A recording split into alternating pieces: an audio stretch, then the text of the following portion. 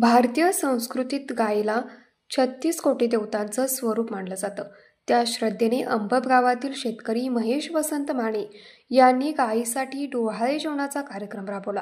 हा कार्यक्रम अत्यंत भक्तिभावाने आणि उत्साहात साजरा करण्यात आला. गावातील महिला, पुरुष, लहान मुले आणि इतर शेतकरी बांधव मोठ्या संख्येने उपस्थित होते. सकाळी गायीला स्नान घालून फुलांनी सजवून तिचे पूजन करण्यात आले.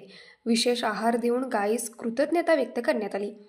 महिलांनी मंगलगीतं गाऊन वातावरण अधिक पवित्र केलं, तर लहान मुलांनी गायीच्या पायावर फुले वाहून आपली भक्ती व्यक्त केली. वडीलधाऱ्यांनी गायीचे महत्त्व अधोरेखित करत सांगितलं, जनावरांना आपल्या परिवारातील सदस्यासारखं जपा, त्यातून खरी मानवता प्रकट होते. या उपक्रमामुळे गावात एकोपा, ऐक्य आणि परंपरेबद्दल अभिमान जागृत झाला.